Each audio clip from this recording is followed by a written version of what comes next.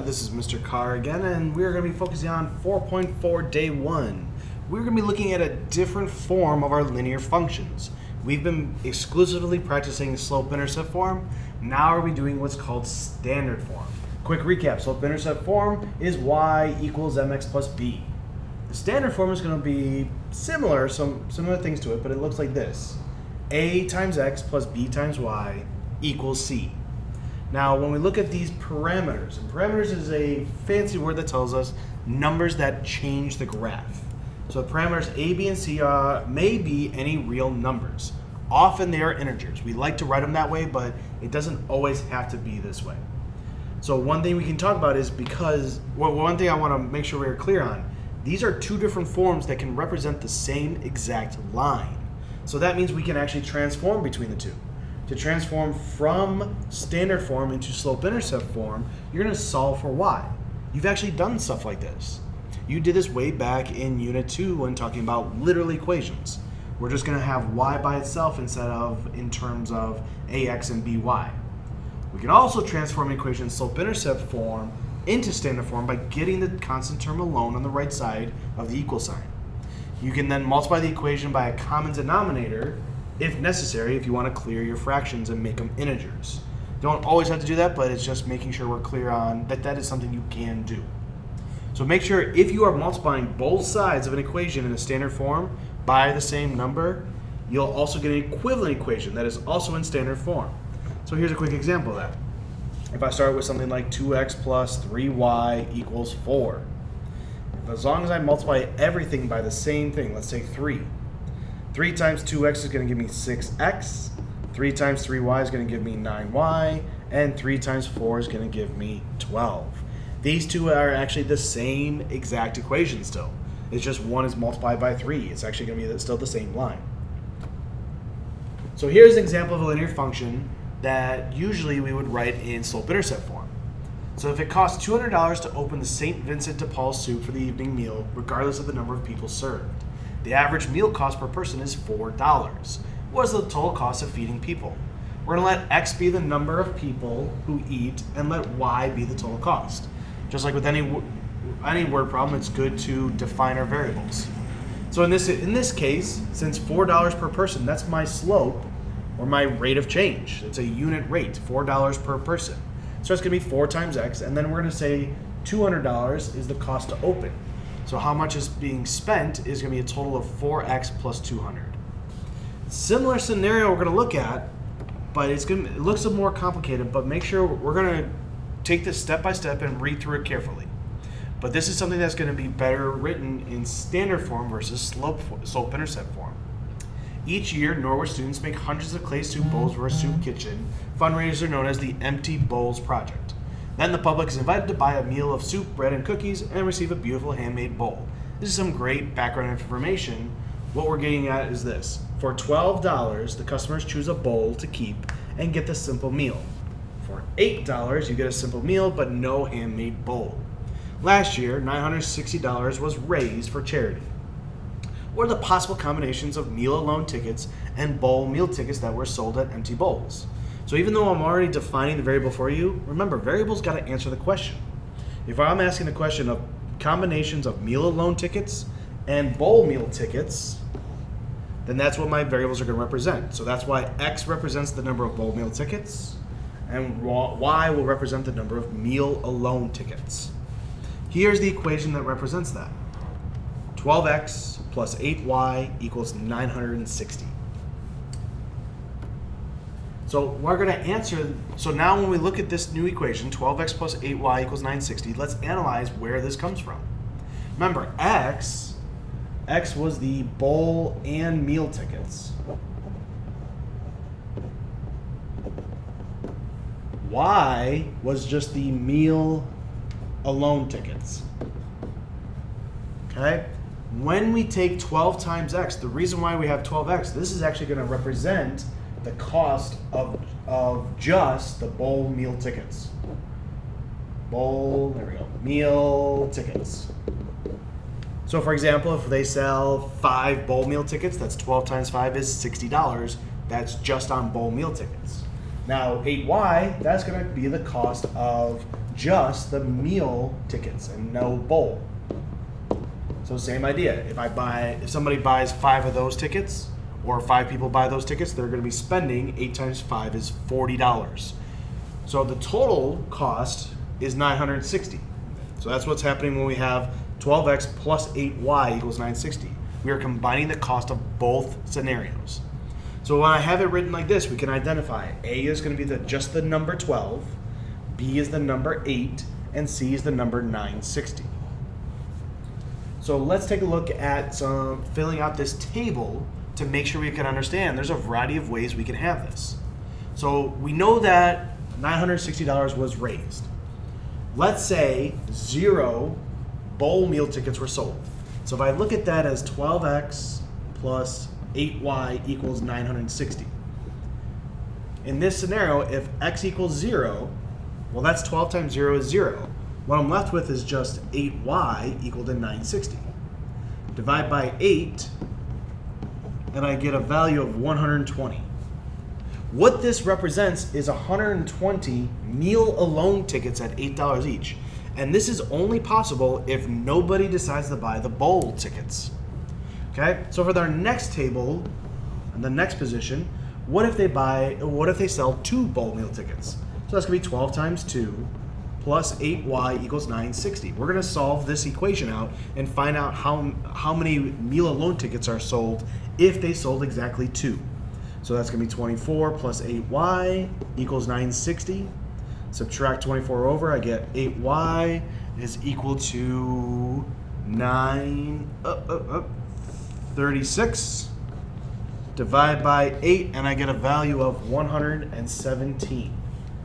So you can fill out these on your own by plugging in the x values here for 4 and 6, solving for y so that you can get the other values. You'll notice that there's going to be a pattern developing. Okay, those are the completed values. Now when I get down here for the rest of this chart, I'm giving you the y values.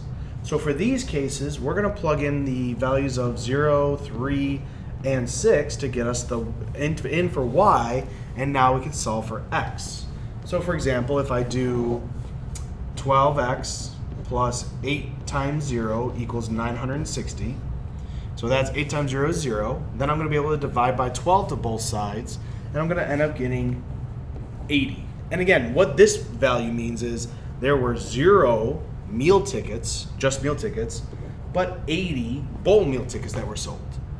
So we have x and y intercepts right here and here. So we have a context to them. If we have a y-intercept of 0, 120, that means that 0 bowl meal tickets were sold, but 120 meal tickets were sold. If I look at my x-intercept, 80 bowl meal tickets were sold and 0 meal tickets were sold. And I can continue this way for the other values. I'm going to do 12x plus 8 times 3 equals 960.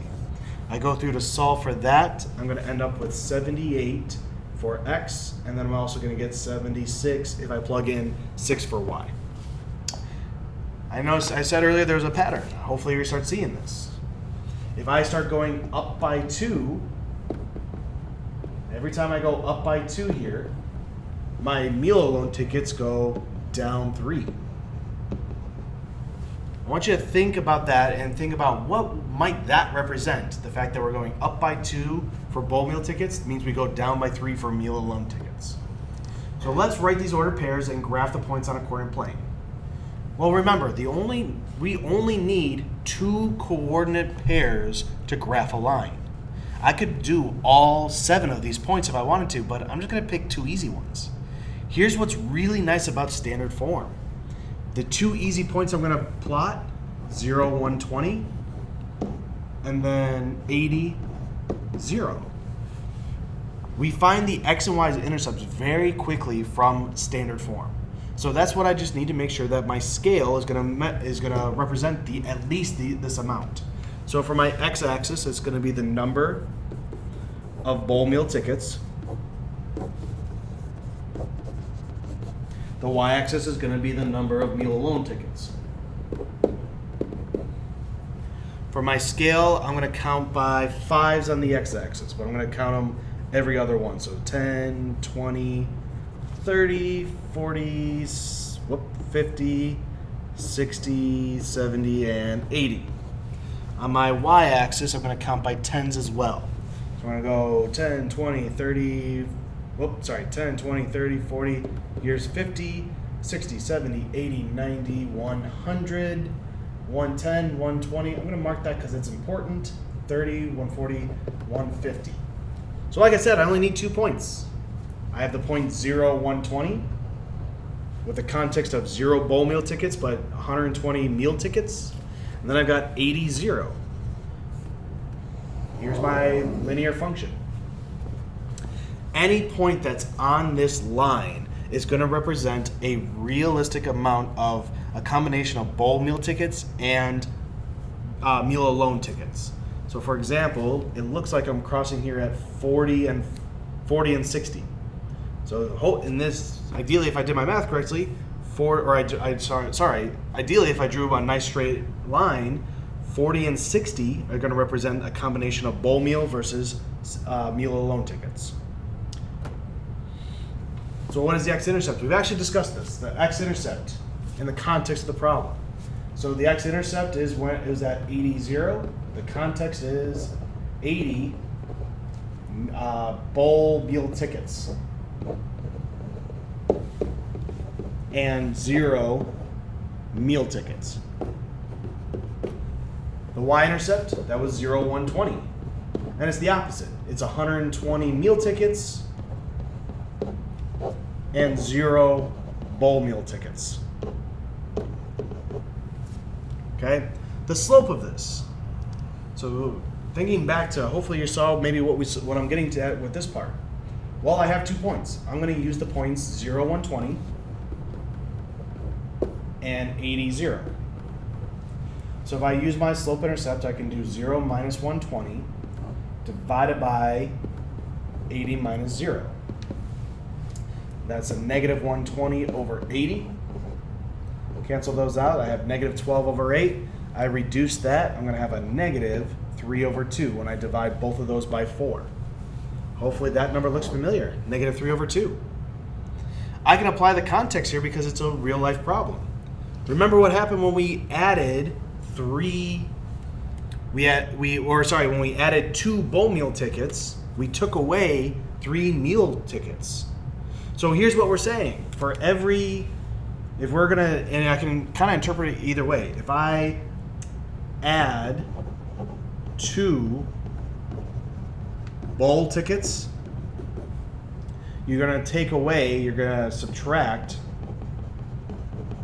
3 meal tickets. Well, let's take a look at this equation here.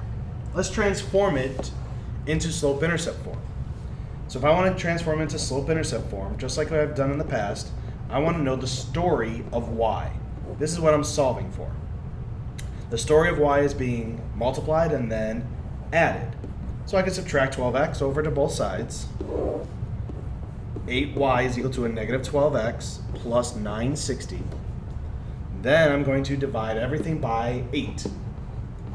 Okay, so I've done multiplication and addition. I'm going to subtract, divide. So y is equal to a negative 3 over 2x plus 120. Well, look at those values. Negative 3 over 2, 120. Hopefully those look familiar because that's what we've been looking at. Let me go back. That's what we're looking at from our graph. We have our y-intercept and we have our rate of change or slope. So again, like I said, the advantage of standard form is that I can set these problems up by finding the x and y intercepts. Those are 2 easy graphs, easy points to find. So for this example 2a, if I do 3 times 0 plus 2y equals 12, well, I can solve this very quickly because 3 times 0 is 0. Then I'm going to divide both sides by 2 so that I get y equals 6. I have my y-intercept now. If I do the same thing here, I'm going to do 3x plus 2 times 0 equals 12. I'm going to solve this out. Well, 2 times 0 is 0. I'm going to divide both sides by 3. X is equal to 4. So there's my x-intercept. My x-intercept is the 0.40, my y-intercept is 0.6. Plotting that on the graph, I've got 3, 4, 5, 6, and then 1, 2, 3, 4. That's all I need, 2 points. That's really easy for graphing purposes. If I want to analyze the slope, I'm going to look at my rate of change. So I'm going to do 6 minus 0 over 0 minus 4. That's going to give me a positive 6 over a negative 4, which is a negative 3 over 2. And just like before, I can, if I want to, I can transform this. I'm going to subtract 3x over. So that 2y is equal to a negative 3x plus 12. Divide by 2 to everything, and I get negative 3 over 2x plus 6. And again, there's my y-intercept again. There's my slope. So the other part that I want to use this, you can reflect on which one makes more sense to you, which one, when you prefer what. But I want to also focus on the idea of transforming things into standard form. This will be the last thing we cover for this video. So something like 5a is really easy. I can just subtract 2x to both sides. So negative 2x plus y equals a negative 8. So this is one version, and this is fine. There's no other qualifications for the standard form. Some people like to make this a positive x. So I'll multiply everything by negative 1. I can get a positive 2x minus y equals a positive 8. These are both equivalent, because remember, I can multiply my standard form by anything I want as long as I do it to both sides. C is a different form of linear function. We'll talk about this in the next video. But if I want this in standard form, I'm still going to take my negative 5 and distribute it. So y minus 2 equals a negative 5x plus a negative 5. I'm going to add 2 to both sides to get y by itself, and I want to move 5x over to the other side. So I'll add 5x to both sides. So that's gone, and that's gone. 5x plus y equals negative 5 plus 2 is a negative 3. There's my standard form for that case. If I ever have to deal with fractions, like for example b here, if I want, first thing I should do is I'm going to multiply everything by the common denominator, which is 7. So 7 over 1 gets multiplied to everything. So 7y, this is going to cancel out, so I'm going to be left with negative 4x plus 14.